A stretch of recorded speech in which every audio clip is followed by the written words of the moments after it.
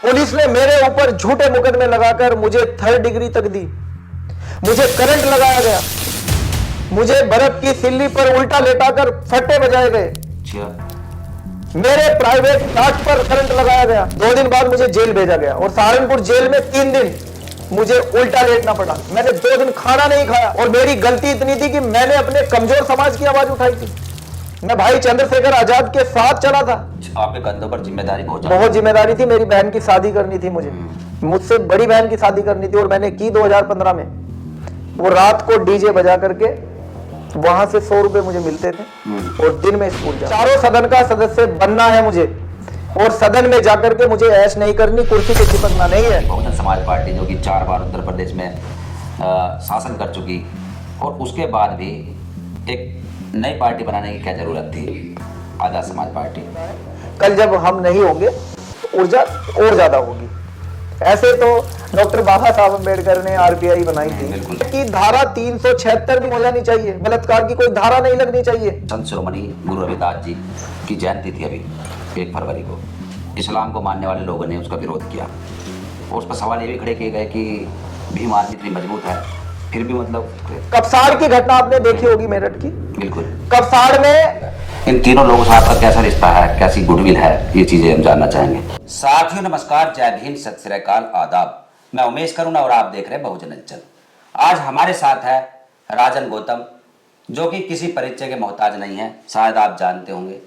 राजन गौतम जो कि अम्बेडकरी आंदोलन से निकले हुए हैं और सांसद चंद्रशेखर आजाद जी के काफी करीबी माने जाते हैं। आज हम बात करेंगे, बहुत से मुद्दे होंगे और उनको ध्यानपूर्वक सुनिएगा। राजन गौतम जो कि आजाद समाज पार्टी के संस्थापक सदस्य भी रहे और भीम आर्मी भारत एकता मिशन जो कि देशव्यापी बड़ा संगठन है उसके भी संस्थापक सदस्य हैं, काफ़ी सुर्खियों में रहते हैं। अब हम सवाल पर आएंगे। जी राजन जी, सबसे पहले आपका बहुत बहुत आभार कि आप आज हमारे स्टूडियो में आए और बहुत ही जो आज के समय में समाज के अंदर गतिविधि चल रही है उसको लेकर बात करेंगे। बहुत बहुत धन्यवाद उमेश भाई, आपने अपने स्टूडियो में बुलाया, उसके लिए आपका धन्यवाद और आपके सारे दर्शकों को मेरा प्यार भरा जय भीम। भीम आर्मी सुर्खियों में आई थी 2017 में और शब्बीरपुर में जो एक झगड़ा हुआ था, एक हिंसा भड़की थी, उसी से सुर्खियों में आई थी। और आप जैसे युवा भी बहुत से जो कि जेल की सलाखों के पीछे गए थे। सांसद चंद्रशेखर आज़ाद को करीबन 1.5 वर्ष की रासुका के तहत जेल हुई थी। और बातों पर हम ज़्यादा प्रकाश नहीं डालेंगे क्योंकि वो तो सभी लोग जानते हैं। सबसे ज़्यादा हम आपके जीवन पर प्रकाश डालेंगे कि आप अपना सबसे पहले इंट्रोडक्शन दीजिए दर्शकों को कि आपने कहाँ तक पढ़ाई की हुई है, आप कहाँ से आते हैं और अभी तक क्या कार्य किया है और आगे क्या उद्देश्य है। उमेश भाई, आपका सवाल है मेरे परिचय को लेकर। जी, मेरा एक बहुत छोटा सा परिचय है। मैं भीम आर्मी और आज़ाद समाज पार्टी का एक निडर और समर्पित ईमानदार कार्यकर्ता हूँ। मेरी जिम्मेदारी संगठन और पार्टी के कार्यकर्ता के रूप में जहाँ भी लगाई जाती है, मैं पूरी ईमानदारी से अपनी जिम्मेदारी को निभाता हूँ। सहारनपुर जिले में मेरा एक बहुत छोटा सा गांव है। गांव के तकरीबन 400-450 वोट है हमारे गांव में। गांव का नाम है रामगढ़। चारों तरफ 1 से 1.5 लाख की आबादी मुसलमानों की है और बीच में हमारा अनुसूचित जाति यानी कि चमार समाज का एक गांव है छोटा सा, वहां हम रहते हैं।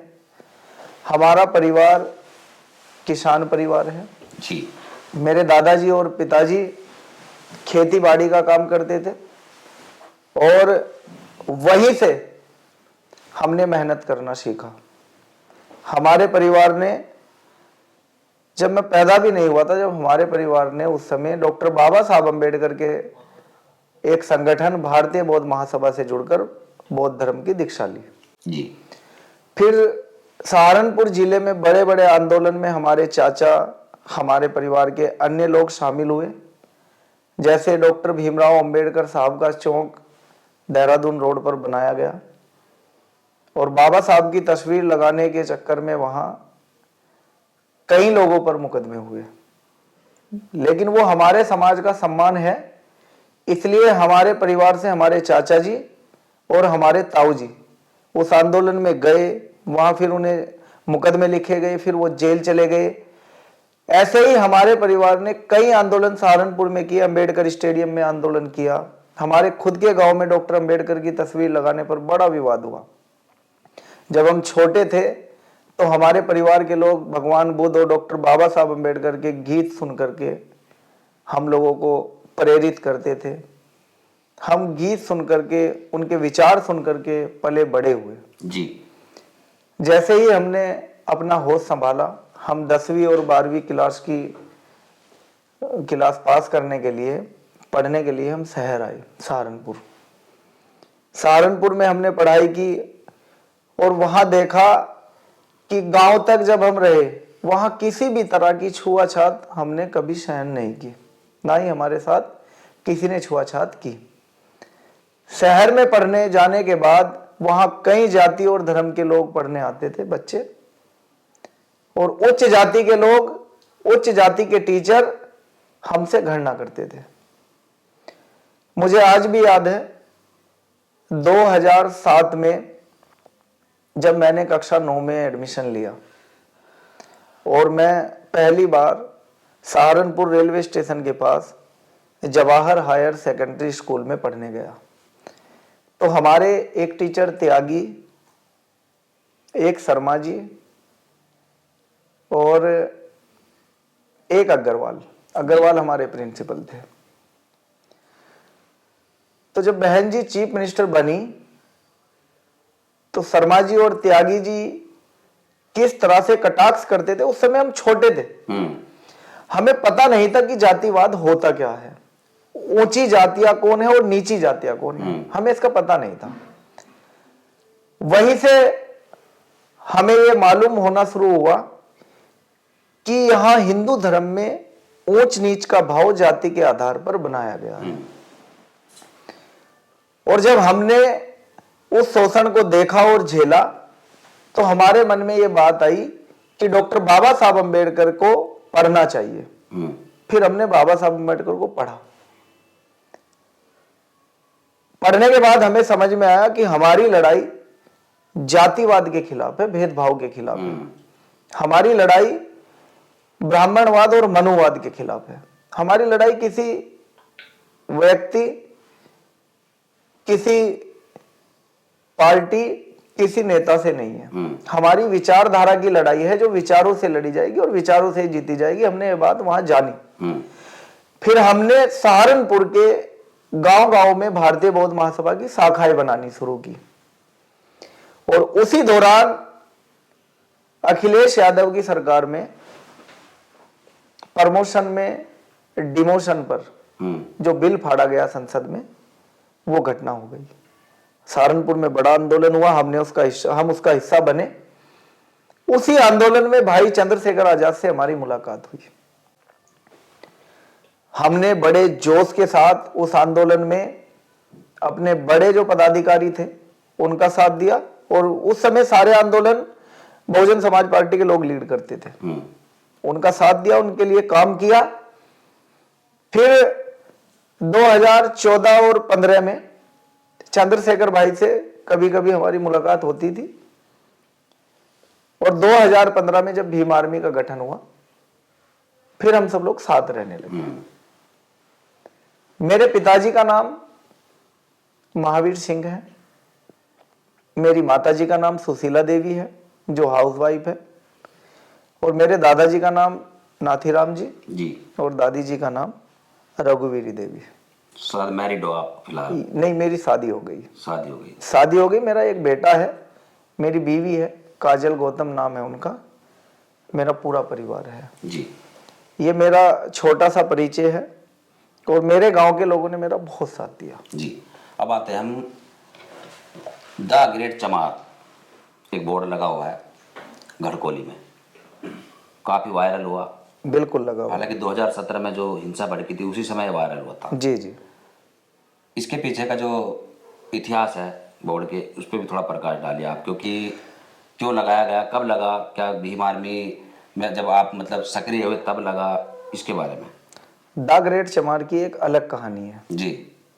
सदियों से दबाए हुए समाज को, प्रताड़ित किए हुए समाज को, अपमानित किए हुए समाज को बाबा साहब अंबेडकर ने भी कहा था कि गुलाम को गुलामी का एहसास करा दो तो वो अपनी गुलामी की बेड़ियां काट लेता है। हमारा समाज बहुत सताया गया, दबाया गया। जनपद सहारनपुर में हमारी संख्या सबसे ज्यादा है, हम वहां मजबूती में हैं। ये गांव है गढ़कोली। इस गांव की कमेटी ने, जो अंबेडकर कमेटी है, समिति है, उन्होंने मिलकर एक निर्णय लिया। उनके गांव से पहले एक गांव था खतौली गुजर, और उनके गांव से आगे एक गांव था बडेड़ी राजपुताना, बीच में उनका गांव था गढ़कोली। उन्होंने कहा कि जब पीछे खतौली गुजर है और आगे बडेड़ी राजपुताना है, तो हम अपनी जाति को प्रसिद्ध करने के लिए ग्रेट लिखेंगे। हाँ, जो सर्टिफिकेट में भी जाति हाँ, है, सब है। उस सर्टिफिकेट में हमें जाति चमार का ही सर्टिफिकेट मिलता है, पश्चिम उत्तर प्रदेश के सहारनपुर में। उन्होंने गांव में बोर्ड लगाया, उस पर लिखा गया, द ग्रेट चमार डॉक्टर भीमराव अंबेडकर ग्राम गढ़कोली आपका हार्दिक स्वागत करता है। उस बोर्ड से उच्च जाति के लोग, जो लोग सदियों से हमें दबाते आए, हमारा शोषण करते आए, उन लोगों को बड़ी चिंता हुई, बड़ी पीड़ा हुई। उन लोगों ने उस बोर्ड को तोड़ने का प्रयास किया, उस पे कालिक पोत दी गई। उसी के साथ साथ डॉक्टर अंबेडकर की तस्वीर पे कालिक पोत दी गई, महात्मा बुद्ध की तस्वीर पे कालिक पोत दी गई। वहां से विवाद शुरू हुआ। भीम आर्मी बन गई थी 2015 में, 21 जुलाई को भीम आर्मी का गठन हो चुका था। और भीम आर्मी को बनाया इसलिए था कि अगर बहुजन समाज के हक अधिकारों पर कोई डाका डालेगा, बहुजन समाज की बहन बेटियों को कोई परेशान करेगा, या बहुजन समाज के संतों गुरुओं महापुरुषों का, बुजुर्गों का कोई अपमान करेगा, तो भीम आर्मी डटकर उसका मुकाबला करेगी और ईंट से ईंट बजा देगी उसकी। 2015 में भीम आर्मी का गठन हुआ जी। उसके बाद 17 में ये हिंसा बढ़ गई थी, सबीरपुर की घटना जो हुई थी। और आपके यहाँ से कितनी दूरी है इसकी? सबीरपुर की दूरी हमारे यहाँ से 30 से 35 किलोमीटर है, सहारनपुर से। जी। और ये गढ़कोली जो है, ये भी गढ़कोली की दूरी 16 किलोमीटर की है। अच्छा। छुटमलपुर की दूरी 26 किलोमीटर की है सहारनपुर से। तो सबीरपुर से और गढ़कोली से क्या तालमेल था? ये समाज का तालमेल था। गढ़कोली और सबीरपुर का तालमेल, गढ़कोली में हमारे समाज को मारा पीटा गया, बाबा साहब को अपमानित किया गया, और हमारे समाज के ऊपर ही समाजवादी गवर्नमेंट में पुलिस ने कार्रवाई की। भीम आर्मी ने इसका संज्ञान लिया। भाई चंद्रशेखर आजाद खुद मौके पर पहुंचे और दोषियों को यह एहसास कराया कि अब बहुजन समाज पर जब भी अन्याय होगा, जब भी अत्याचार होगा, अब हम सहन नहीं करेंगे, अब हम घर में घुस के जवाब देंगे। इसलिए गढ़कोली जा करके, उन्हीं के गांव में जा करके भाई चंद्रशेखर आजाद ने उनको जवाब दिया कि तुम आओ तलवार लेके, हम देखते हैं तुम्हारी तलवारों में कितना दम है। तो ये जो अखिलेश यादव की सरकार थी, समाजवादी पार्टी की, तो गढ़कोली में उनकी सरकार में हुआ था। हाँ, उन्हीं की सरकार में। और सबीरपुर में योगी जी की सरकार, ये योगी की सरकार में हुआ था जी। और उसके बाद फिर जेल भी गए, आप भी शायद जेल गए। हाँ, सबीरपुर की घटना के बाद, असल में सबीरपुर की जो घटना है वो विवाद डॉक्टर अंबेडकर की जयंती को लेकर हुआ जी।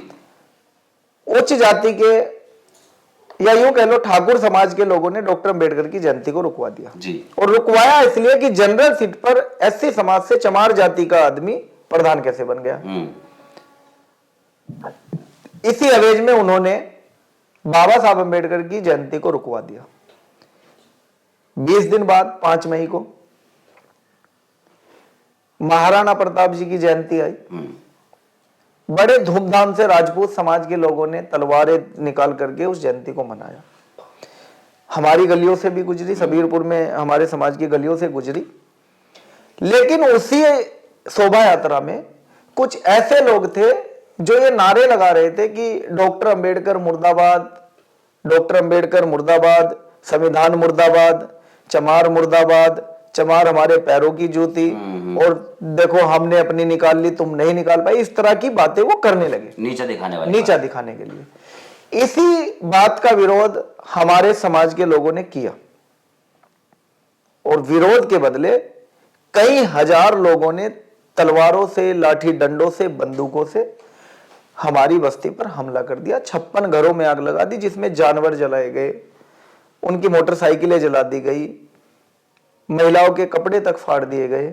इतनी बड़ी घटना हो गई। वो तो सब और वो ये भूल गए थे कि भीम आर्मी है देश में।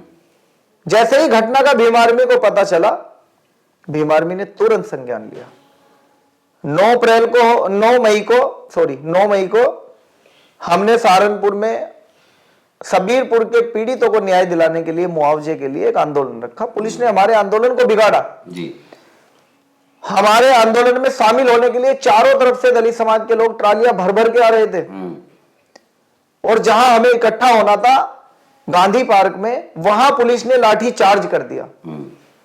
अगर पुलिस लाठी चार्ज ना करती तो वो आंदोलन आराम से हो जाता, हमारी बात सरकार तक पहुंच जाती और शायद ये इतना बड़ा कारवां खड़ा ना होता। पुलिस ने लाठी मारी, जिस रास्ते से जो लोग आ रहे थे उन्होंने वहीं पर आंदोलन शुरू कर दिया। उस आंदोलन में किसी एक आदमी की गलती नहीं है, पुलिस की गलती है। सरकार की मंशा थी कि दंगा कराया जाए ताकि आने वाले लोकसभा के चुनाव में फायदा लिया जाए। हमारे निर्दोष 43 भाइयों को पुलिस ने झूठे मुकदमे लिखकर रातों रात जेल में बंद कर दिया। भाई चंद्रशेखर आजाद ने हर जगह जाकर के, सहारनपुर के जो कप्तान थे, एसएसपी थे, उनकी बाइक पे बैठकर भाई चंद्रशेखर आजाद ने खुद जगह जगह दंगे को शांत कराया। पुलिस ये जानती थी कि चंद्रशेखर की वजह से आज सहारनपुर जलने से बच गया और उसी भीड़ में बजरंग दल के कुछ लोग नीला पटका पहन करके आगजनी करने के लिए आए थे। हमारी भीड़ का फायदा दूसरे संगठन के लोगों ने लिया, दंगा भड़काया, आगजनी की और उसका पूरा का पूरा इल्जाम भीम आर्मी के ऊपर लगा दिया। जो चंद्रशेखर आजाद दंगा रुकवाने में कमिश्नर के साथ, एसएसपी के साथ थे, शाम होते होते सरकार के कहने पर, विपक्षी दलों के कहने पर कि एक नई ताकत उभर के आई है, इसको यहां नहीं रोका गया तो ये बड़ी परेशान करेगी, पुलिस ने झूठे मुकदमे में भाई चंद्रशेखर आजाद के साथ उनके 43 साथियों पर 21 मुकदमे लगाए। उन 43 में साहब भी थे शायद? उन 43 में मैं भी था। जब मुझे पुलिस ने पकड़ा हिमाचल प्रदेश के पोंटा साहिब से, मैं पुलिस का क्या बताऊं। लोग मुझसे सवाल करते हैं कि आप पुलिस को बहुत टारगेट करते हो, लेकिन लोगों को यह भी पता होना चाहिए कि पुलिस ने मेरे साथ क्या किया है। मैं निर्दोष था, अपने समाज की लड़ाई लड़ने गया था, मेरे समाज पर अन्याय हुआ था, उनके घर जलाए गए थे, मैं अपने समाज की लड़ाई लड़ने के लिए गया था। पुलिस ने मेरे ऊपर झूठे मुकदमे लगाकर मुझे 3rd डिग्री तक दी, मुझे करंट लगाया गया, मुझे बर्फ की सिल्ली पर उल्टा लेटाकर फट्टे बजाए गए, मेरे प्राइवेट पार्ट पर करंट लगाया गया, मुझे इतना मारा गया पुलिस द्वारा कि 3 दिन तक मेरे पीछे से पूरा हिस्सा काला पड़ गया। और मेरी गलती इतनी थी कि मैंने अपने कमजोर समाज की आवाज उठाई थी। मैं भाई चंद्रशेखर आजाद के साथ चला था, मेरी यह गलती थी। अब पुलिस द्वारा जब टॉर्चर किया जा रहा था आपको, तो कुछ उगलवाना चाह रहे थे पुलिस वाले या? पुलिस का ये कहना था कि 50 लोगों के नाम बताओ। जब किसी ने मेरे जानकारी में आग नहीं लगाई, किसी ने कोई दंगा नहीं भड़काया, तो मैं किसका नाम बताऊं। मैंने संजय पांडे इंचार्ज थे एसओजी के, और बहुत सारे नाम है, लेकिन संजय पांडे जी का नाम मुझे याद रहेगा। जितना अन्याय उन्होंने किया है शायद किसी ने किसी के ऊपर नहीं किया होगा। पुलिस ने मुझे मारा, कहा 50 लोगों के नाम बताओ। मैंने कहा भाई मुझे जेल भेज दो, लेकिन मैं किसी बेगुनाह को नहीं फंसाऊंगा। मैं भीम आर्मी का सिपाही हूं, मैं टूटूंगा नहीं। आप मुझे डंडे से मारो या गोली मार दो, मैं अपनी बात पर अड़ा रहूंगा, आप मुझे जेल भेजो। तो ब्रदर कितने दिन थाने में रहे आप? मुझे 2 दिन तक मारा पुलिस। 2 दिन तक थाने में? 2 दिन तक पुलिस कस्टडी में? बहुत। और उसके बाद जेल में जो 2 दिन बाद जेल भेजा? 2 दिन बाद मुझे जेल भेजा गया, और सहारनपुर जेल में 3 दिन मुझे उल्टा लेटना पड़ा। मैंने 2 दिन खाना नहीं खाया। मेरे पास पहनने के लिए एक नेकर, एक बनियान था, मेरे पास कपड़े भी नहीं थे, मुझे बगैर कपड़ों के पुलिस उठा करके लाई थी। और जेल में कितने दिन रहे आप? जेल में मैं पहली बार में 4 महीने रहा। और उसके बाद भी गए? फिर उसके बाद भी मुझे झूठे मुकदमे में मेरे साथियों के साथ गैंगस्टर एक्ट लगा करके 2020 में जेल जाना पड़ा। 70 दिन दोबारा से मैं जेल में रहा। इस अत्याचार का बदला हम जरूर लेंगे, लेकिन बदला हम किसी को परेशान करके नहीं, बदलाव करके लेंगे। जिन अधिकारियों ने हमारे साथ गलत किया और आज भी जो अधिकारी गरीबों को, कमजोरों को सता रहे हैं, उन अधिकारों को थोड़ा समझना चाहिए कि कमजोरों की मदद करने के लिए आपको ये ताकत, ये पावर मिली है जी। जब हमारी सरकार होगी फिर आपको अलग से कैडर दे करके ये बताया जाएगा कि कमजोरों की मदद करने के लिए आपको वर्दी मिली है, सताने के लिए वर्दी नहीं मिली है। हम बदला नहीं, बदलाव करेंगे। राजन, 2017 पे हमने प्रकाश डाला था, 17 तक की घटना थी। उसके बाद फिर 2 अप्रैल 2018 में जो भारत बंद हुआ था, SC/ST एक्ट कमजोर करने पर जो सरकार ने कानून बनाया था, कमजोर किया था, उसमें क्या होती है आपकी भूमिका? उसमें भी जेल रहे आप। कुछ लोगों का मानना यह है कि SC/ST एक्ट खत्म हो जानी चाहिए। ऐसे तो बलात्कार जो लोग करते हैं उनका भी मानना है कि धारा 376 भी खत्म हो जानी चाहिए, बलात्कार की कोई धारा नहीं लगनी चाहिए। दहेज की पीड़ित, जो दहेज के पीड़ित, वो भी ये मानते हैं कि दहेज की धारा ना होनी चाहिए, 302 की भी कोई धारा ना लगनी चाहिए। 302 किसके ऊपर लगती है? जो मर्डर करता होता है। SC/ST एक्ट भी उसके ऊपर लगती है जो अनुसूचित जाति और जनजाति के लोगों को बेवजह मारता है, पीटता है, गाली देता है, शोषण करता है। बिल्कुल। किसी बेगुनाह के ऊपर SC एक्ट नहीं लगाया जाता। ये भारत का संविधान और कानून है, ये गुनहगार को ही सजा देता है, बेगुनाह को नहीं देता। SC/ST एक्ट के एवज में 2 अप्रैल को बड़ा आंदोलन हुआ। उस आंदोलन में हमने बढ़ चढ़कर हिस्सा लिया और सरकार ने उसमें भी हमारे ऊपर झूठे मुकदमे लगाए, लेकिन उस आंदोलन में हम जेल नहीं गए। उस वक्त सांसद चंद्रशेखर आजाद जी तो जेल में ही थे। हाँ, जेल में थे। 2018 में बहुत बड़ी भूमिका भाई चंद्रशेखर आजाद जी की उस आंदोलन में रही। जेल में रहते हुए उन्होंने देश भर में भारत को शांतिपूर्ण तरीके से बंद कराया। राजन, इस बात को हम दर्शकों को बता दें कि 2 अप्रैल 2018 को जो आंदोलन हुआ, जो कि कामयाब भी रहा, हालांकि 13 हमारे जो भाई शहीद हुए, भाई जो हमारे शहीद हुए थे, लेकिन इसका जो श्रेय है वह भीम आर्मी को जाता है, क्योंकि भीम आर्मी उभरती हुई ताकत थी। और 2 अप्रैल को पूरे देश के अंदर एक ऐसा माहौल क्रिएट हो गया था, क्योंकि भीम आर्मी की जो ताकत थी, जो भीम आर्मी पूरे देश के अंदर छा गई थी, तो लोगों में उत्साह बढ़ा था। यानी एक शुरुआत थी, एक उस कह सकते हैं दौर की शुरुआत थी कि जो हमारे समाज की जो एक ताकत, जो एक डर था, वो काफ़ी यानी कि लुप्त हो गया था। और उसको उभारने के लिए, दोबारा से उस डर को निकालने के लिए भीम आर्मी ने काफ़ी अच्छी भूमिका निभाई थी। इसको हम 2 अप्रैल 2018 को भीम आर्मी को श्रेय देते हैं, क्योंकि उस वक्त हम नेशनल दस्तक में थे, दिल्ली में शंभू जी के चैनल में। धन्यवाद धन्यवाद। तो वहीं से हमने उसकी जो खबरें थी सारी वहीं से। जब मैं जेल में था तो खुद शंभू कुमार मेरे घर गए थे। मेरी माँ का, मेरे पापा का, मेरे भाई का इंटरव्यू किया था उन्होंने, और लोगों को, जनता को ये बताने की कोशिश की थी कि किस तरह से एक गरीब घर का बेटा बेगुनाह होते हुए अपने समाज की आवाज उठाने पर जेल की सलाखों के पीछे। जी जी। तो अब हम आगे चलते हैं, क्योंकि आज के समय में जो BN राव का एक संविधान निर्माता बताया जाता है, BN राव को, और कुछ ऐसे जातिवादी वकील हैं जो कि एडवोकेट अनिल मिश्रा है, शायद एक ग्वालियर से, जो कि पूर्व बार एसोसिएशन का अध्यक्ष भी रहा है। उसने एक मुहिम छेड़ी हुई है, ललकारता है वह डॉक्टर बाबा साहब अम्बेडकर जी के अनुयायियों को, और अनाप शनाप बातें भी करता है।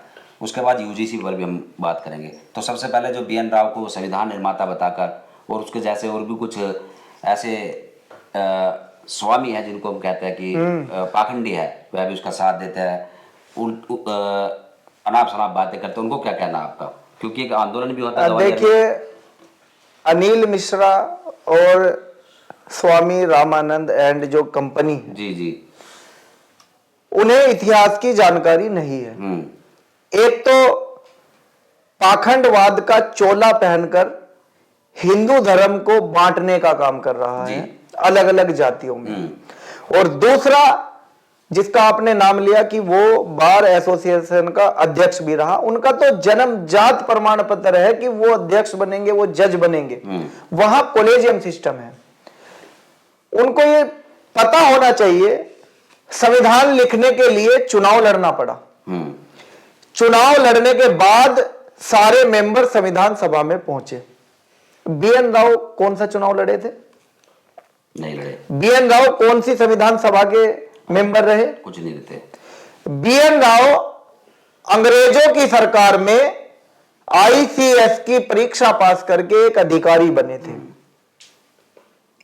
वो लोग बाबा साहब पर आरोप लगाते हैं, लेकिन बाबा साहब अंबेडकर ने अंग्रेजों की नौकरी नहीं की। अंग्रेजों के यहां उनकी सरकार में नौकरी सर बीएन राव करते थे। वो आईसीएस अधिकारी थे, और क्योंकि एक आईसीएस अधिकारी को बहुत सारी किताबें पढ़कर बनाया जाता है, इसलिए सिर्फ और सिर्फ पंडित जवाहरलाल नेहरू ने अपनी जाति के एक आईसीएस अधिकारी से यह सलाह ली कि संविधान में हम लोग संविधान बना रहे हैं, आप थोड़ा इसको पढ़कर बता दीजिए कि इसमें क्या कमियां हैं और क्या सही है। वो सलाह ली थी उनसे। वो सलाहकार भी नहीं थे, उनसे सलाह ली थी। वो पर्सनल सलाहकार थे जवाहरलाल नेहरू के, वो संविधान सभा के सलाहकार नहीं थे। संविधान सभा के सलाहकार को भी चुनाव जीतकर ही वहां जाना था। डॉक्टर बाबा साहब अंबेडकर बंगाल से चुनाव लड़े, बंगाल से जीते और संविधान सभा में पहुंचे।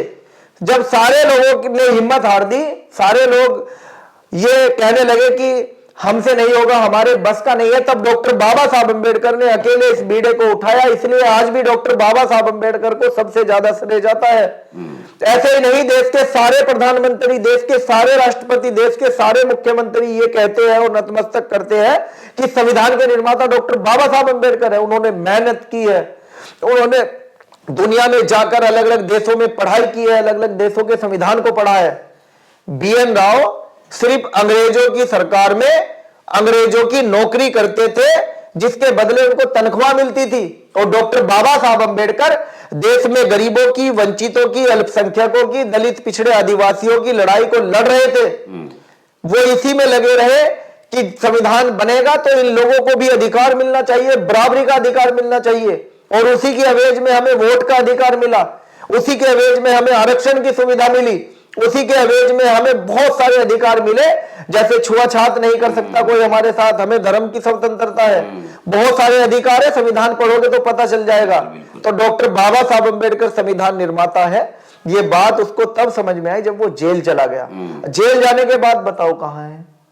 ये लोग चुनाव लड़ने के लिए फेमस होना चाहते हैं, इसलिए वो बाबा साहब अंबेडकर को टारगेट कर रहे थे, क्योंकि बाबा साहब अंबेडकर का नाम लेने वाले फेमस हो जाते हैं, बुराई करने वाले तो क्यों ना हो। बिल्कुल बिल्कुल, ये बहुत बड़ी बात कही आपने कि डॉक्टर बाबा साहब अंबेडकर जी का नाम लेना इसलिए मजबूरी बन गई है क्योंकि एक शॉर्टकट रास्ता है। हाँ, फेमस होना है, राजनीति में सफल होना है तो अंबेडकर कहना पड़ेगा। देखिए, यूजीसी का विरोध करने वाले लोग वो ही सवर्ण जाति के लोग हैं, सारे नहीं है।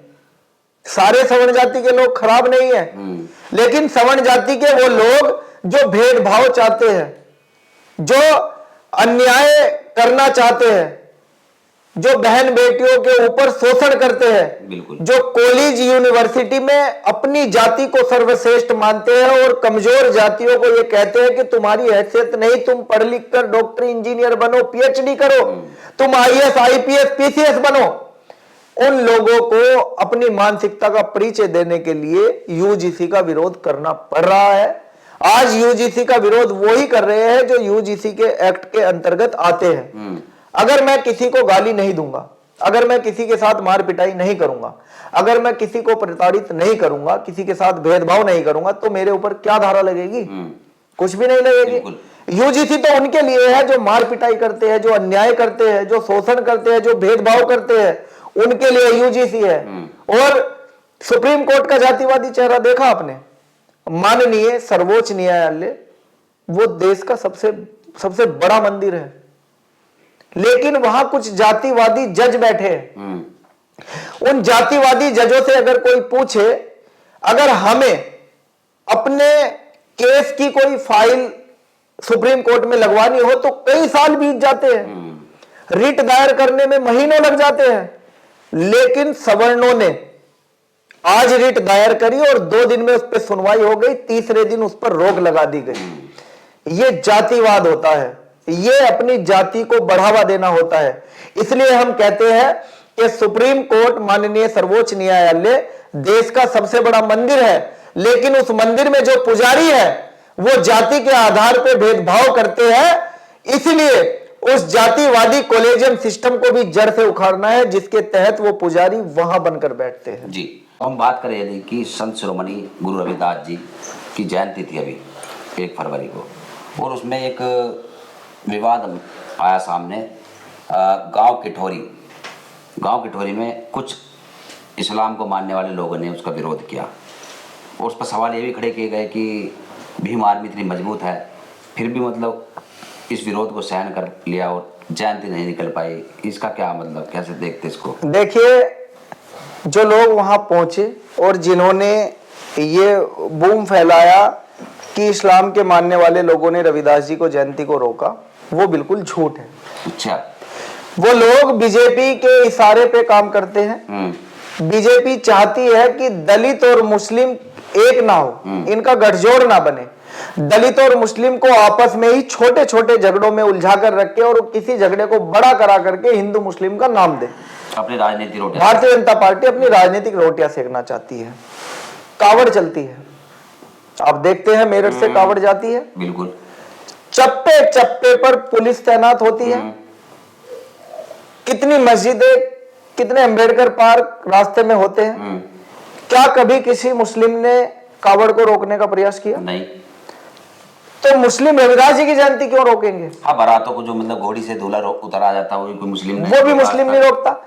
ये बिल्कुल झूठ फैलाया गया। सरकार ये चाहती है कि दलित और मुस्लिमों का दंगा हो जाए। उस गांव में परमिशन दी रविदास जी की शोभा यात्रा निकालने के लिए, और जानबूझकर एसडीएम ने उस परमिशन को रद्द कर दिया। अच्छा, शोभा यात्रा निकलने से 2 दिन पहले जब गांव के लोगों ने शोभा यात्रा की तैयारी कर ली, तैयारी में जुट गए, तब पुलिस ने गांव में आकर के कहा कि आपको शोभा यात्रा निकालने नहीं दी जाएगी, आपके पास परमिशन नहीं है। किसी मुस्लिम ने आकर रास्ते में बाधा नहीं बनाई, किसी मुस्लिम ने आकर दलित समाज के लोगों को यह नहीं कहा कि हम निकालने नहीं देंगे, किसी मुस्लिम ने अपनी गली में उसका विरोध नहीं किया। जब पुलिस ने परमिशन रद्द कर दी तो पुलिस खुद गांव में गई और रविदास जयंती रोकने से उन लोगों को मना किया। फिर कुछ लोगों ने यह भ्रम फैलाया कि मुसलमानों ने आपत्ति डाली। ये बिल्कुल झूठ है। सरकार नहीं चाहती कि हमारा भाईचारा बने, इसलिए रविदास जयंती को रोका गया। 250 पुलिसकर्मी गांव में इसलिए तैनात किए गए कि रविदास जयंती ना निकले। अगर वही 250 पुलिसकर्मी परमिशन के साथ गांव में चारों तरफ घूमे, गांव को छावनी बना दे, तो रविदास जयंती निकले या नहीं निकलेगी? हाँ राजन, एक इंटरव्यू हमने देखा था, जो गांव के प्रधान है, तो वो कह रहे थे कि जो मतलब परंपरा है, जो परंपरा चलती आ रही है, यहाँ पर कभी रविदास जयंती नहीं निकली। इसका क्या संबंध है कि देखिए, तो आगे भी नहीं निकलेगी? आपने समाजवादी विचारधारा को तो देखा है। बिल्कुल, समाजवादी विचारधारा हमेशा अंबेडकरवादी विचारधारा के खिलाफ रही है। वो प्रधान समाजवादी पार्टी के विधायक का खास है, उसकी बिरादरी का है। अच्छा, समाजवादी पार्टी से जो विधायक है उसी की बिरादरी का प्रधान है। तो सिर्फ कुछ लोगों के ऐतराज जताने से पूरी कौम को तो बदनाम नहीं कर सकते हैं। नहीं कर सकते। कपसाड़ की घटना आपने देखी होगी मेरठ की। बिल्कुल, कपसाड़ में उस बच्ची को अगवा करने वाले और उसकी मां की हत्या करने वाले जिस जाति के लोग थे, हमने सिर्फ उन दोषियों के खिलाफ ही कार्रवाई की मांग की थी। हमने पूरे सवर्ण को या हिंदू धर्म को टारगेट नहीं किया था। हमने ये कहा था कि जिन लोगों ने ये कुकर्म किया है, हत्याकांड किया है, उन लोगों पर सख्त से सख्त कार्रवाई की जाए। तो जिस प्रधान को ऐतराज था, उस प्रधान की जाति का नाम लेकर आप बोल सकते हो कि उस जाति के एक प्रधान ने रविदास जी की यात्रा में बाधा बनाई, उसको टारगेट कर सकते हो, पूरे मुस्लिम समाज को नहीं। ये बिल्कुल सही बात कही आपने, क्योंकि जो उसने अनलॉजिकल बात कही है कि परंपरा है, जो पहले से होता है वही होगा, ये अनलॉजिकल। देखिए, आपके दर्शकों को ये जानना चाहिए, सरकार ये जानबूझकर कर रही है। किसी गांव में अगर कावड़ यात्रा कभी गई नहीं और पहली बार कोई कावड़ यात्रा लेकर जाना चाहे, तो वो डीजे बजाकर जाएगा और डीजे बजाकर ही आएगा। वो क्या वो नई परंपरा है या नहीं है? नई परंपरा है और कोई परमिशन भी लेनी पड़ेगी? कोई परमिशन नहीं है और बिल्कुल नई परंपरा है, लेकिन उस पर कोई ऐतराज नहीं, पुलिस भी नहीं रोकेगी। लेकिन अगर रविदास जी की या अंबेडकर जी की जयंती हम मनाने के लिए निकले तो तुरंत पुलिस आकर के हमें रोक देगी कि परमिशन नहीं है, नई परंपरा हम लागू नहीं होने देंगे। लेकिन कावड़ पे या होली पे ऐसे कोई भी नई परंपरा पुलिस नहीं कहती। बिल्कुल सही नॉलेज रखते हैं आप, क्योंकि बुद्ध कथाओं में हमने देखा कुछ गाँव में बुद्ध कथाएं होती है, बुद्ध की बिल्कुल होती है। तो उसमें जो लोग कहते हैं कि तो कभी हुआ नहीं है यहाँ पर ऐसा, या ऐसा हम नहीं होने देंगे। लेकिन जब ये एक लड्डू गोपाल या कुछ भी ऐसी नई परंपरा आती है वो करते हैं धूमधाम से। और सरकार अब तो गणेश विसर्जन होता है सहारनपुर में और बड़े धूमधाम से होता है। अभी 3-4 साल से शुरू हुआ, पहले नहीं होता था, नई परंपरा बनाई गई। जहाँ नहीं होता था वहां भी हो रहा है, बिल्कुल होता है, गांव-गांव में होता है। तो नई परंपरा उनके लिए ठीक है जिनकी सरकार है, लेकिन अगर कमजोर वर्ग के लोग अपने महापुरुषों की जयंती मनाना चाहे तो नई परंपरा कहकर उन पर रोक लगाई जाती है। ये बिल्कुल आपने स्पष्ट किया कि और फिक्र मत करें उमेश भाई, इसका हिसाब लेंगे हम। जी। सरकार तो बदलेगी, त्योहार किसी का भी हो बाधा नहीं बनेगी, पुलिस सहयोग करेगी। हिंदू धर्म का कोई भी त्योहार हो हमारी सरकार में धूमधाम से मनाया जाएगा। बुद्धिस्ट धर्म का कोई भी त्योहार हो धूमधाम से मनाया जाएगा। बहुजन महापुरुषों की जयंती हो या पुण्यतिथि हो, धूमधाम से आप अपना कार्यक्रम करो। जी। सबको छूट दी जाएगी, पूरी छूट मिलेगी। जो अभी आपने जवाब दिया, बहुत अच्छा जवाब था कि एक व्यक्ति से पूरा समाज या पूरा धर्म को हम टारगेट नहीं कर सकते, क्योंकि वहाँ के कुछ ऐसे भी मुस्लिमों की वीडियो आई कि वो कह रहे हैं कि हम पक्ष में है। हाँ, पक्ष में है, बहुत सारे लोग। और बाद में उस प्रधान ने भी कहा कि मैं तो पक्ष में हूँ, लेकिन पुलिस उस प्रधान को उठा के ले गई और ये कहा कि तू अगर सहमति लेटर पे साइन करेगा तो तुझे जेल में बंद करेंगे, इतने मुकदमे लगा देंगे, तेरा इलाज कर देंगे, तेरे घर पे बुलडोजर चला देंगे। पुलिस के ये बयान है। उस प्रधान को डराया गया बाद में, जब वो सहमत हो गया, जब उसे लगने लगा कि अब उसने गलत कर दिया और पूरा बहुजन समाज उसके घर चढ़ाई करने वाला है, तो उसे डर हुआ। तो अब पिठोरी गांव के हालात बिल्कुल ठीक है। पिठोरी गांव के बिल्कुल हालात ठीक है। देखिए, पिठोरी में ना तो हमारा कोई विवाद था और ना ही आगे है, गांव का विवाद था। गांव के लोगों ने आपस में बैठकर सुलझाया, किसी दूसरे को नहीं बुलाया, हम भी नहीं गए।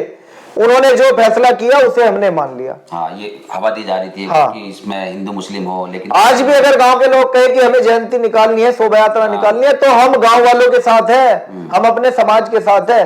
लेकिन किसी और की धार्मिक आस्था को कुचलकर हम कोई भी काम करना नहीं चाहते। हम आपस में भाईचारा बनाकर सारे काम करना चाहते हैं। बहुत अच्छा। अब आप परिवार से दूर रहते हो, जैसे कि आप अभी भी दूर हो, रात के करीबन 11:45 बजे हुए हैं रात्रि के। इस वक्त आप घर से बाहर रहना, एक बच्चा भी है, वाइफ भी है, परिवार है पूरा, मम्मी पापा है, सब है, तो आपको मतलब डर नहीं लगता? क्योंकि ज़िंदगी सबको प्यारी होती है और उसके बाद कोई हत्या कर दे आपकी, बहुत सारी चीज़ें देखने को होती है, क्योंकि आज के समय में ऐसा हो भी रहा है। उमेश भाई, डर तो लगता है, लेकिन मरने से नहीं। डर इस बात से लगता है कि हमारे समाज का जब शोषण होता है तो हम वहां कमजोर पड़ते हैं। राजनीतिक रूप से हम कमजोर हैं।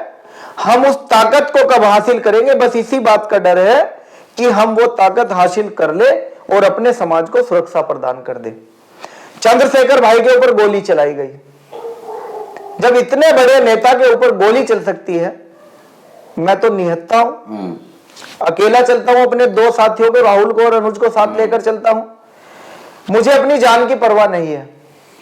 आज अगर मैं मर भी गया, मेरे मरने से लाखों मेरे जैसे नौजवानों के दिल में इस अंबेडकरी आंदोलन को बढ़ाने का जज्बा पैदा हो जाएगा। मुझे मरने से डर नहीं लगता। चंद्रशेखर भाई ने हमें डरना नहीं सिखाया। उन्होंने हमें सिखाया है कि अगर किसी के साथ अन्याय हुआ है तो उस अन्याय के खिलाफ खड़े हो जाओ।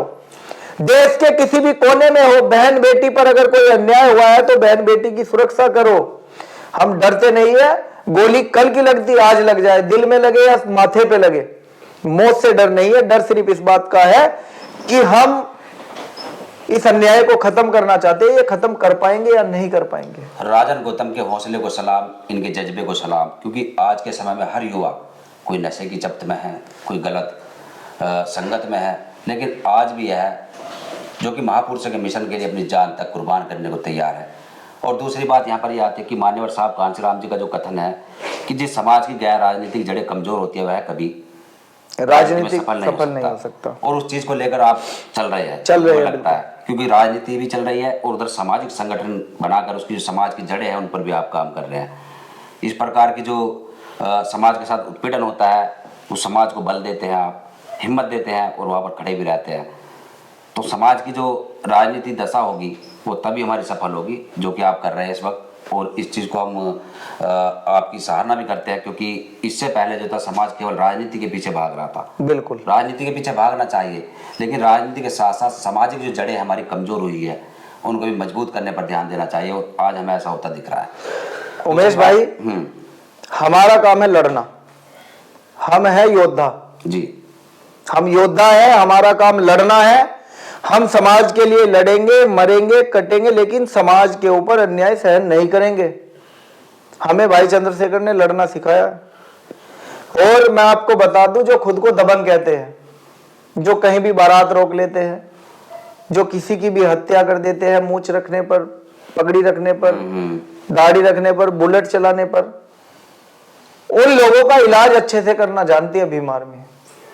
वो कहीं किसी दूर गांव में करने के बाद जब हमें पता लगता है तो इलाज तो हम उसका कहीं किसी दूर में गांव में जाकर ही करते हैं। हम डरते नहीं है।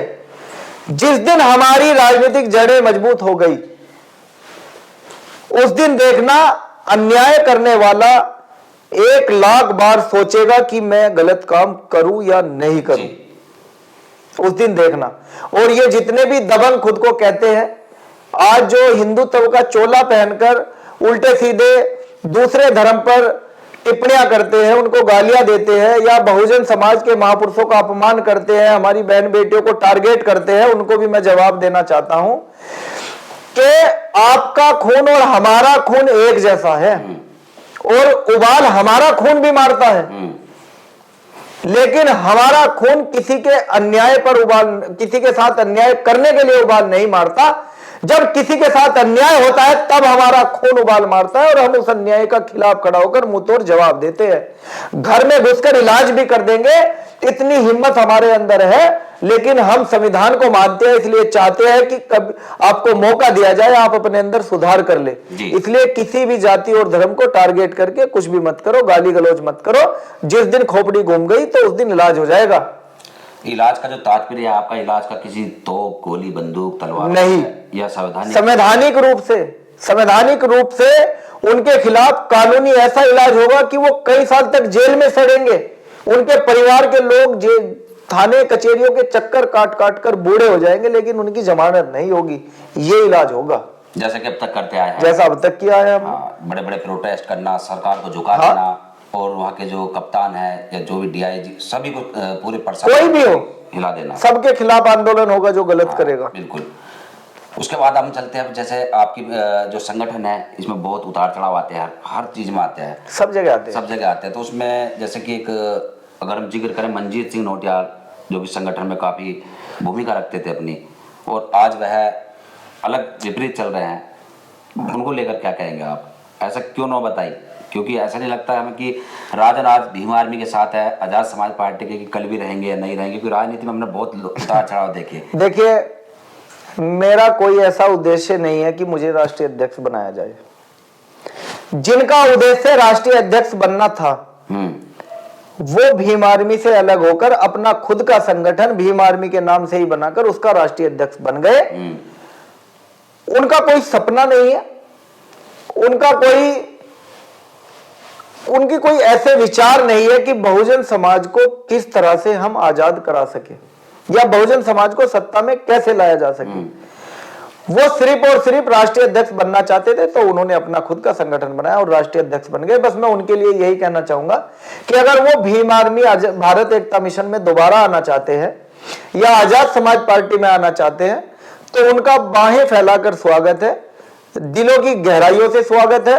उनका आज भी उतना ही सम्मान होगा जितना पहले था। उनके जाने से ना तो हम कमजोर हुए और ना उनके आने से हम ताकतवर होंगे। बस हम ये बात इसलिए कह रहे हैं क्योंकि वो हमारे संघर्ष के आंदोलन के पुराने साथी रहे, हमारे साथ जेल उन्होंने काटी है। इसलिए अगर हम ताकतवर बन रहे हैं, हम राजनीति में सफल हो रहे हैं, तो हमारा आखिरी साथी भी पीछे नहीं छूटना चाहिए।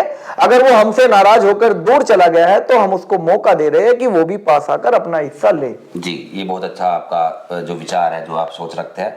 भाजपा सरकार में बुलडोजर की जो एक डर बैठाया गया था, पिछले दिनों काफ़ी बुलडोजर चलाए गए और यहाँ तक कि लगता है कि मुस्लिमों के और जो कमज़ोर वर्ग के लोग हैं उनके यहाँ पर बुलडोजर चला गए। जो ताकतवर है वहाँ बुलडोजर की कार्रवाई होती नहीं दिखी। दूसरा, गौकसी के ऊपर मॉब लिंचिंग हुई। ऐसे बहुत से उदाहरण मिलते हैं हमें, इन पर क्या कहेंगे आप? देखिए, भारतीय जनता पार्टी बदले की राजनीति करती है। वो नफरत और बदले की राजनीति के चक्कर में कमजोर तबके के लोगों का शोषण कर रही है। आपने बात कही बुलडोजर की। एक तरफ अगर कोई मुस्लिम दोषी पाया जाता है या वो दोषी भी नहीं है, किसी ने उसके ऊपर झूठा मुकदमा लिखवा दिया, तो भारतीय जनता पार्टी की सरकार उसकी संपत्ति पर बुलडोजर चला देगी। बाद में अगर वो निर्दोष पाया गया तो उसकी संपत्ति का भरपाई कौन करेगा? सरकार नहीं करती। ये बड़ा सवाल है, बिल्कुल। और गलत करने वाला मैं हूं तो मुझे सजा मिलनी चाहिए। मेरे घर को तोड़कर मेरे बच्चों को बेघर क्यों किया जा रहा है? गोकसी के जितने भी मामले हैं ज्यादातर झूठे हैं। अलीगढ़ में आपने देखा होगा 8 भाइयों को मारा गया, मुस्लिम भाई थे। वो सरकारी लाइसेंस उनके पास था, जो भारतीय जनता पार्टी की सरकार ने ही उनको लाइसेंस दिया था कि आप फैक्ट्री से मीट ला करके छोटी दुकानों पर सप्लाई कर सकते हो। और गाय की झूठी खबर फैला करके हिंदू दल, विश्व हिंदू परिषद और हिंदू रक्षा दल, गो रक्षा दल, बजरंग दल, इन तमाम गुंडों ने उनको बुरी तरह पीटा। क्या गुंडागर्दी है ये?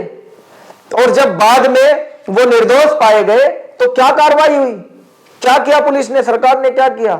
उनके घर तोड़े, उनके घर बुलडोजर चलाया? नहीं चलाया। मॉब लिंचिंग में भीड़ के द्वारा जानबूझकर हत्या करवाते हैं। किसी को हवाई जहाज को गिराकर उसमें हवाई जहाज में मरवा देते हैं, किसी को भीड़ से पिटवा कर मरवा देते हैं और कहते हैं कि मॉब लिंचिंग हो गई। हवाई जहाज में सब लोग मर गए, पता ही नहीं चला किसने किया। ये सरकार नफरत की राजनीति कर रही है और इसका हर्जाना भुगतना इस देश की जनता को पड़ेगा और भुगत रही है जनता। आपस में नफरत पैदा हो गई है। आज भाई भाई को भाई नहीं कह रहा है। हम सब लोग एक ही छत के नीचे रहते थे, एक ही स्कूल में पढ़ते थे, लेकिन आज स्कूलों में भी भेदभाव है। आज जाति का इतना नंगा नाच इस देश में, प्रदेश में किया जा रहा है कि सरकार ने खुली छूट दे दी है। ये बिल्कुल सही कहा आपने, क्योंकि सुप्रीम कोर्ट ने भी बुलडोजर की जो कार्रवाई थी उस पर रोक लगाई थी, लेकिन सरकार रुकी नहीं। सुप्रीम कोर्ट सरकार की नजर में कुछ नहीं है।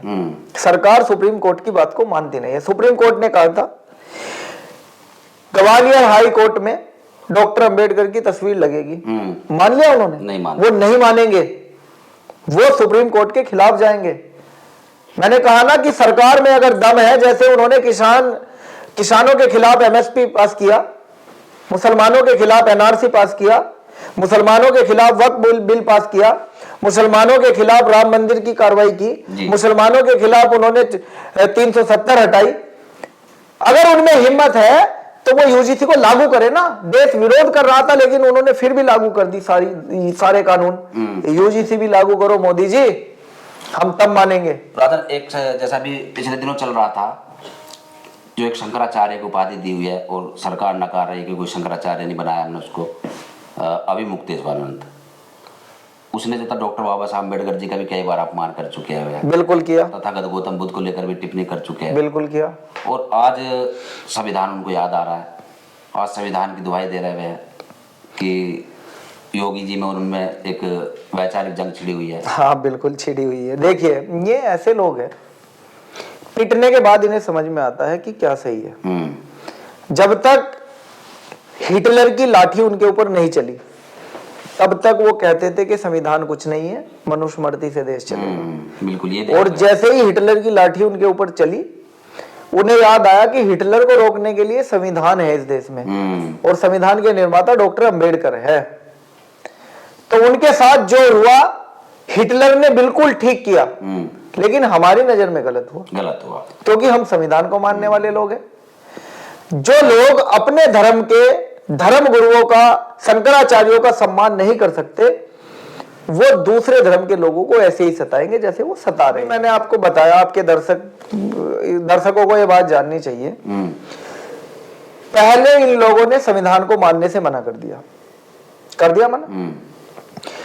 लंबे समय तक कांग्रेस, बीजेपी, जनता दल और सारे सवर्ण जाति के लोग ये कहते रहे कि संविधान गलत है। उसके बाद जब इन्हें लगा कि संविधान को हम गलत साबित नहीं कर सकते, फिर ये कहने लगे कि संविधान डॉक्टर अंबेडकर ने नहीं लिखा, संविधान तो BN राव ने लिखा।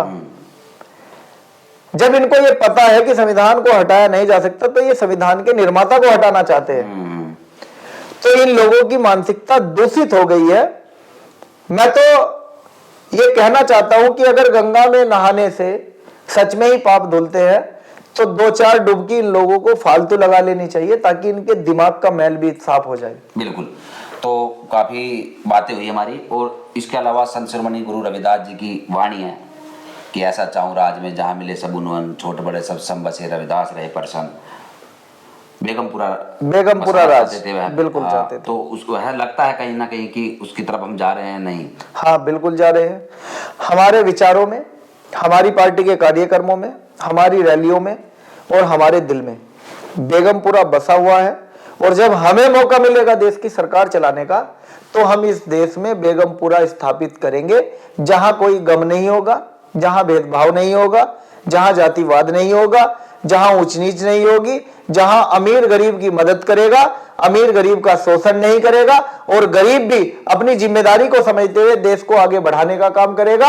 महिलाओं का शोषण नहीं होगा, महिलाओं को ऊंचा नीचा नहीं समझा जाएगा, महिलाओं को बराबर का अधिकार मिलेगा, और ये जाति का भेद ये खत्म हो जाएगा, जातिवाद खत्म हो जाएगा। ऐसा बेगमपुरा हम बसा कर रहेंगे। ये सदगुरु रविदास महाराज का सपना था। अशोक सम्राट का भारत, प्रबुद्ध भारत भी यही है। भगवान बुद्ध का जो भारत था, सबसे कबीर साहब का, जितने भी हमारे संत, भगवान बुद्ध बहुजन हिताय बहुजन सुखाय, कबीर साहब और जितने भी संत गुरु महापुरुष हुए, उन सबका ये सपना था। एक हमारे पास बड़ी पार्टी बहुजन समाज पार्टी, जो कि 4 बार उत्तर प्रदेश में शासन कर चुकी, और उसके बाद भी एक नई पार्टी बनाने की क्या जरूरत थी? आजाद समाज पार्टी। और एक सवाल यह भी खड़ा करते कि इस तरह से तो समाज बिखरेगा, और जब ताकत बिखरेगी तो मजबूताई कैसे मिलेगी? जो दिमागी रूप से कमजोर है, वो इस तरह की बात करते हैं कि 2 पार्टियों के आ जाने से ताकत बिखरेगी। 15% जो सवर्ण जाति के लोग हैं, उनकी 5-6 पार्टियां हैं, और फिर भी उनकी सत्ता बनी हुई है, लंबे समय से बनी हुई है। हम इतने नालायक बच्चे तो नहीं है कि बुढ़ापे में अपने माँ बाप से काम कराएंगे। हम इतने नालायक भी नहीं है कि बुढ़ापे में अपने माँ बाप को अकेला छोड़ देंगे। हम दोनों तरह से अपने माँ बाप के साथ भी रहेंगे और अपने माँ बाप को आराम भी कराएंगे। मेरे माँ बाप ने एक घर बनाया, उसमें हम 4 भाई रहने लगे। लेकिन जब मुझे मैं काम करने लगा, मैंने अपनी जिम्मेदारी को समझा, तो मैं सिर्फ उस घर को छोड़कर दूसरा घर बनाया।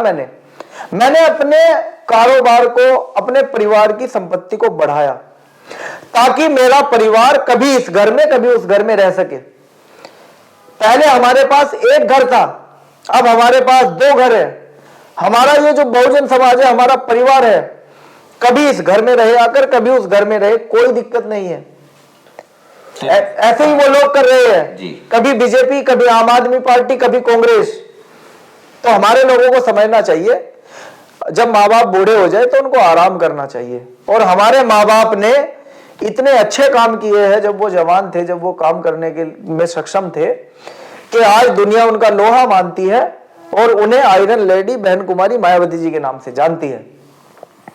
तो इस हिसाब से तो अगर कोई तीसरी, चौथी, 5वीं जितनी बने उतने अच्छा है। जब हम बूढ़े हो जाएंगे, हम कमजोर पड़ जाएंगे, तो तीसरा घर बनना चाहिए। अच्छा, ठीक है, तीसरा भी घर बनना चाहिए। अब जब तक जवान है तब तक नहीं बनना, तब तक हम करेंगे ना, तब तक हमारे साथ काम करो। और जब हम बूढ़े हो जाएंगे, ये घर तब जब कमजोर हो जाएगा, तब तीसरा घर बनाओ, समाज को ताकत देने के लिए और नई ऊर्जा लगाओ। जब वो पुराना घर था, तब ऊर्जा कुछ और थी, आज आजाद समाज पार्टी भीम आर्मी है, आज ऊर्जा और ज्यादा है, कल जब हम नहीं होंगे ऊर्जा और ज्यादा होगी। ऐसे तो डॉक्टर बाबा साहब अम्बेडकर ने आरपीआई बनाई थी बिल्कुल। और मान्यवर साहब श्री कांशीराम जी उसे छोड़कर आ गए थे, और इसलिए छोड़ दिया था क्योंकि उस पार्टी में क्रांतिकारी आंदोलनकारी लोगों की जरूरत नहीं थी। वो लोग खुद विधायक और सांसद बनना चाहते थे और अपनी संपत्ति को स्थापित करना चाहते थे, इसलिए कांशीराम जी ने समाज को बेहतर विकल्प दिया बहुजन समाज पार्टी बनाकर। आज भी वही हाल है, आज भी समाज पीछे हट गया। आजाद समाज पार्टी और भीम आर्मी ने तो समाज को एक बेहतर विकल्प दिया है कि आओ और आगे बढ़ो, अपना हिस्सा लो और इस देश की पाई पाई में जो हमारा हिस्सा है उस हिस्से को लो और अपना योगदान दो। लोग बहन जी और बसपा को टारगेट भी करते हैं, नालायक है वो, नालायक है। उत्तर प्रदेश में सत्ताधारी सरकार जिनकी है वो भारतीय जनता पार्टी है और विपक्ष में समाजवादी पार्टी है, तो लड़ाई तो उन दोनों से है भाई। सत्ता काम नहीं करती और विपक्ष सवाल नहीं पूछता, तो हम तो दोनों से लड़ेंगे भाई। बीएसपी ना सत्ता में है ना विपक्ष में, क्यों लड़ेंगे भाई? बिल्कुल बिल्कुल, वो हमारे भाई है बीएसपी वाले, आज नहीं तो कल उन्हें हमारे साथ आना है, मिलजुल कर हमें अपना घर मजबूत करना है और इस देश में प्रदेश में बहुजनों का राज स्थापित करना है। जो बाबा साहब ने कहा था अपने घरों की दीवारों पर लिख दो, हम इस देश के शासक है, हम लिख कर आए हैं और दिल्ली की तरफ बढ़ रहे हैं। लखनऊ से दिल्ली आएंगे, आप याद रखना। हाँ राजद, एक और इसको मतलब पलट में एक सवाल है, जैसे यदि हम यादव की बात करें, अखिलेश यादव जी ओबीसी वर्ग में आते हैं। अखिलेश यादव जी की पार्टी है समाजवादी पार्टी, और कुछ लोग ये कहते हैं कि लक्ष्मण यादव प्रोफेसर, और एक अभी गगन यादव का भी नाम आया था सामने कथावाचक वाले प्रकरण में, कि ये लोग भी काफी अपने पीछे फॉलोवर लिए हुए हैं, काफी इनकी भी समाज के अंदर पकड़ है कि ये लोग क्यों अपनी पार्टी नहीं बना लेते। और कुछ लोग कहते हैं कि समझदार इसलिए नहीं बनाते क्योंकि इनको पता है कि हमारा यादव समाज बिखरेगा, और जब बिखरेगा तो उसका नुकसान हमें ही होगा। और कुछ लोग ये कहते हैं कि दलितों ने मतलब इस प्रकार से जो किया है गलत किया है। ये हमारा सवाल था। याद होगी तो तीन पार्टी है, पप्पू यादव की अलग है, बिहार में है, तेजस्वी यादव की अलग है, अखिलेश यादव की अलग है, तीन पार्टी तो है, कहां बिखरा? उनके चाचा की भी है, हालांकि शिवपाल यादव ने भी बनाई थी। और लक्ष्मण यादव सिर्फ भाषण देने से नेता नहीं बनते, संघर्ष करना पड़ता है, आंदोलन करना पड़ता है। अगर लक्ष्मण यादव जी मेरठ आए तो 20 लोग उनसे मिलने आएंगे, 20 लोग, और जो नेता होते हैं उनसे मिलने के लिए हजारों लाखों लोग आते हैं। तो चंद्रशेखर आजाद ने पार्टी इसलिए नहीं बनाई कि उनके फॉलोअर्स थे या वो जेल चले गए थे, वो समाज को बेहतर देने के लिए आए और देकर जाएंगे। उसके बाद अब हम 3 लोगों पर बात करेंगे जो कि पार्टी के एक बड़े कद्दावर नेता है और पार्टी की जान भी वही है, जैसे कि भीम आर्मी व आजाद समाज पार्टी के संस्थापक, राष्ट्रीय अध्यक्ष सांसद चंद्रशेखर आजाद जी, और दूसरे विनय रतन सिंह जी जो कि भीम आर्मी के राष्ट्रीय अध्यक्ष है, और तीसरे कमल वालिया जी, विवेक नाम में बड़ी भूमिका रखते हैं, राष्ट्रीय महासचिव। इन तीनों लोगों से आपका कैसा रिश्ता है, कैसी गुडविल है, ये चीजें हम जानना चाहेंगे। देखिए, एक भाई तो वो है जो माँ के पेट से पैदा हुआ जी, और एक भाई वो है जिसे मैंने दिल में बसा लिया। मैं भले ही उनकी माँ के पेट से या वे भले ही मेरी माँ की पेट से ना जन्मे हो जी, लेकिन मेरे तीनों बड़े भाई चंद्रशेखर आजाद, विनय रतन सिंह और कमल सिंह वालिया जी, मेरा उनका खून का रिश्ता है और ये रिश्ता मरने के बाद भी खत्म नहीं होगा। मरने के बाद भी मेरे परिवार की सारी जिम्मेदारियां वो लोग अदा करेंगे। अगर मैं मर भी जाऊं तो मेरे परिवार को भूखा नहीं मरने देंगे, मेरे परिवार को कोई कमी नहीं आने देंगे। वो मेरे बड़े भाई है और जितना प्यार वो मुझसे करते हैं शायद ही वो दुनिया में किसी से इतना प्यार करते होंगे। राजन गौतम को चंद्रशेखर आजाद, विनय रतन सिंह और कमल सिंह वालिया का आशीर्वाद प्राप्त है। राजन गौतम आज जहां भी है, जो भी है, अपने इन तीनों नेताओं की वजह से है। भाई चंद्रशेखर आजाद पर, विनय रतन सिंह और कमल सिंह वालिया पर मुझे पूरा भरोसा है कि अगर मैं कभी मर भी जाऊं तो मेरे परिवार को किसी भी तरह की कोई कमी नहीं लगेगी। ये तीनों भाई सगे भाई से बढ़कर अपना फर्ज निभाएंगे। इस चीज का उदाहरण भी हमने देखा है कि आपकी शादी की कुछ फोटो हमने वायरल देखी होती है, उसमें भी वो आगे आगे चल रहे थे, बिल्कुल भाई के जैसा, बिल्कुल साथ खड़े थे और एक बड़े भाई को जितना करना चाहिए उससे ज्यादा उन्होंने मेरे लिए किया। जो पारिवारिक कोई भी ऐसे कुछ भी फंक्शन हो, सुख हो दुख हो, वो सब में शामिल हो सकते हैं। लेकिन अब क्योंकि उनकी जिम्मेदारियां बहुत बड़ी है, प्रोटोकॉल भी हो गया, अब उनकी जिम्मेदारियां बहुत बड़ी हो गई है, इसलिए अब हम नहीं चाहते कि उनको छोटे छोटे कार्यक्रम में घर बुलाया जाए। अब हम चाहते हैं कि वो सिर्फ समाज को आगे बढ़ाने के लिए, समाज को राज सत्ता में स्थापित करने के लिए काम करे, ताकि पूरे समाज को इसका फायदा मिल सके। आपके लाइफ से जुड़ा हुआ एक सवाल हो रहा हमारा, आपने बताया था मम्मी पापा, बेटा, वाइफ और जो घर के और मेंबर होते जैसे कि बहन भाई, और कितने मतलब भाई आपके बहन? हम 6 भाई बहन थे।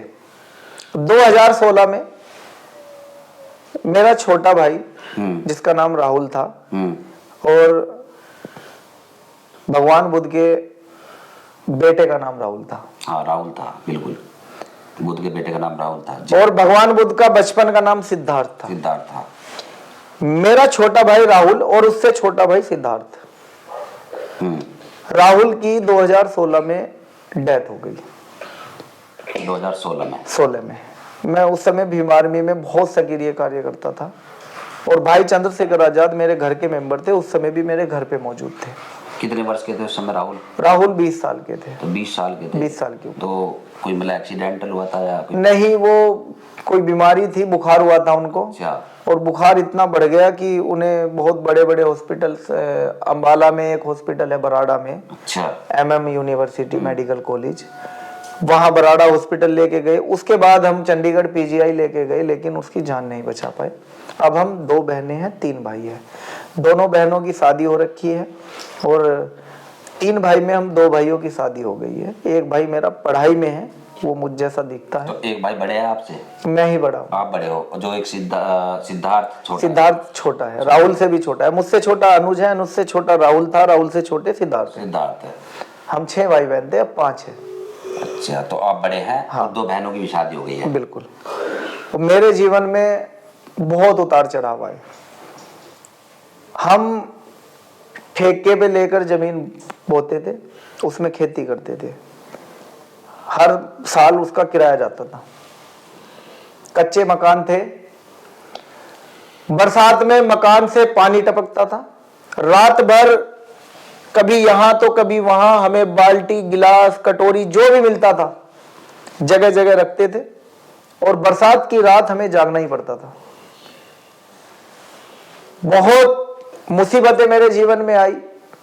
मैंने अपनी कक्षा 9 से और 12 तक की जो पढ़ाई की, वो रात को डीजे बजा करके, वहां से 100 रुपए मुझे मिलते थे और दिन में स्कूल जा करके। जब डीजे का काम नहीं होता था तब मैं राज मिस्त्री के पास ईंटें ढोता था, रेत बजरी का काम करता था। मैं मंडी में खेत से गठरी उठा करके खीरे की, गोभी की, बैंगन की वो करता था। पल्लेदारी बोलते हैं। हाँ, जो भी मैंने किया है। मैंने रात भर डीजे बजा करके, दिन में स्कूल जा करके, फिर रात को डीजे बजाना। मैंने 36 घंटे जाग करके अपने जीवन को आगे बढ़ाया, अपने परिवार को चलाया। मैं कोई बहुत अमीर परिवार से, घर से नहीं हूँ। आपके कंधों पर जिम्मेदारी बहुत जिम्मेदारी थी। मेरी बहन की शादी करनी थी, मुझसे बड़ी बहन की शादी करनी थी और मैंने की 2015 में।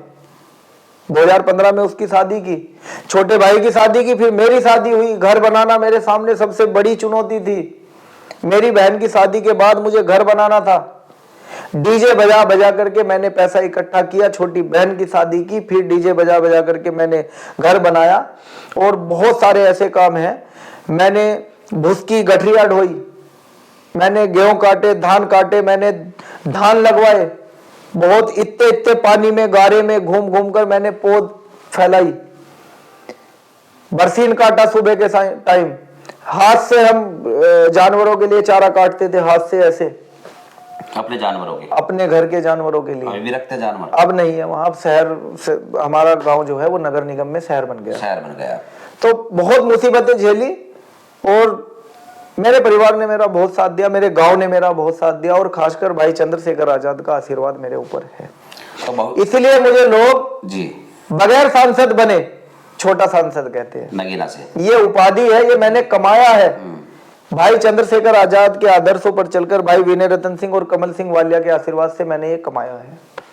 तो भविष्य में मतलब आपका सपना राजनीति में आना है, समाज को इसी प्रकार जैसे चल रहा है ऐसे चलता रहेगा, मतलब चुनाव लड़ने मुझे चारों सदन का सदस्य बनना है, राज्यसभा, विधानसभा, लोकसभा, विधान परिषद, चारों सदन का सदस्य बनना है मुझे।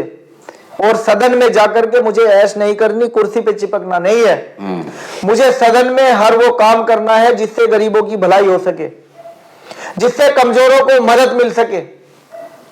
मुझे इस देश में, इस प्रदेश में सरकारी अस्पतालों में और सरकारी स्कूलों की व्यवस्था को सुधारना है, जिससे गरीब को अच्छा इलाज और गरीब के बच्चों को अच्छी शिक्षा मिल सके जी। मेरा यह सपना है। जब हमारी सरकार होगी सबसे ज्यादा इसके लिए लड़ूंगा, अपनी सरकार से भी इसकी मांग करूंगा कि सरकारी स्कूलों को प्राइवेट इंग्लिश मीडियम स्कूल से बेहतर बनाया जाए, सरकारी अस्पतालों को प्राइवेट अस्पतालों से बेहतर बनाया जाए ताकि गरीब को अच्छा इलाज मिल सके।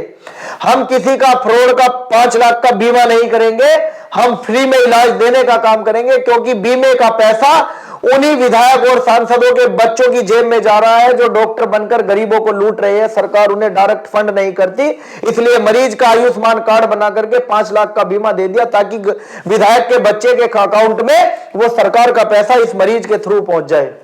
बहुत आग भरी हुई है राजन आपके अंदर, बहुत सपने हैं आपके, और सपने वही, ये सपने और आग समाज के उत्थान के लिए, किसी के नुकसान के लिए नहीं। मेरा किसी जाति और धर्म से कोई झगड़ा नहीं है।